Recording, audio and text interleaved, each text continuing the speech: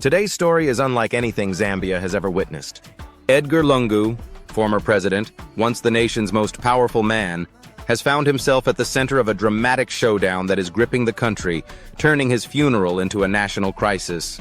According to recent reports from the Associated Press and Lusaka Times, what began as an official period of mourning has erupted into a bitter feud that is dividing a nation and shattering the usual dignity of a state funeral. Before we continue, let's watch a brief clip from SABC News, where anchor Sophie Mokoena confirms the family's decision to bury Edgar Lungu in South Africa. All rights to this footage belong to SABC News, and it is included here under fair use for news commentary, with a duration of less than 30 seconds. Watch closely. To this now, the family of the late former Zambian President Edgar Lungu has now announced that Lungu will be buried here in South Africa. According to the Zambian authorities, they've done everything that they could to try and agree on this issue. The family is saying it's a private family matter, so I think it will be a private funeral. Edgar Lungu, Zambia's sixth president, passed away in South Africa on June 5, 2025. The Zambian government quickly declared a national mourning period and prepared an elaborate state funeral, complete with military honors and the ceremonial repatriation of his body to Lusaka. The initial plan, as cited by Lusaka Times, June 2025, was for Lungu's remains to arrive in Zambia on June 18th, with a grand burial scheduled for June 23rd. One last salute to a man who led the country for 6 pivotal years. But what happened next stunned the entire continent. As the world watched, a very public standoff exploded between the Lungu family and President Hakainde Hichilema's administration. According to the BBC and ENCA, Lungu's family set strict conditions. They did not want President Hichilema, Lungu's political rival, to preside over or even attend the funeral. Tensions soared.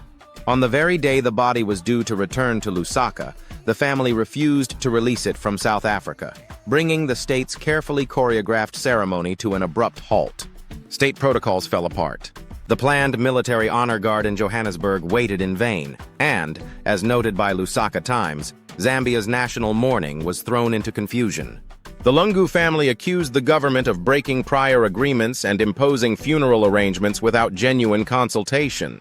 On the other side, President Hichilema, in a televised address cited by the Associated Press, June 19, 2025, told the nation that Zambia could not remain in a state of indefinite mourning and regretted the public deadlock.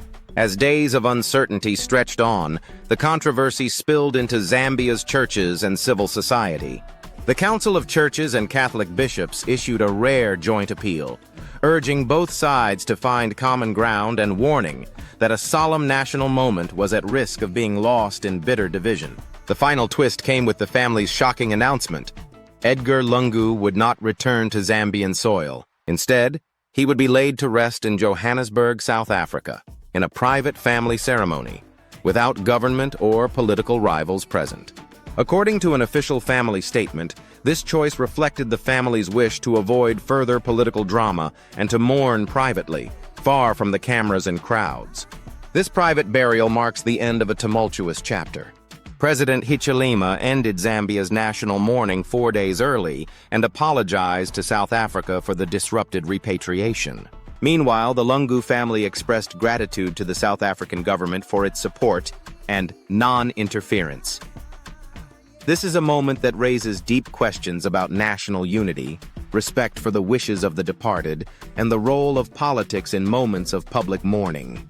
How did a president's funeral become a test of Zambia's democracy and civility? And what does this mean for the legacy of Edgar Lungu, a leader now laid to rest far from the country he once served? If you found this story as extraordinary as I have, please subscribe to the channel for more in-depth African news and analysis. What are your thoughts? Should the wishes of a leader's family outweigh national tradition?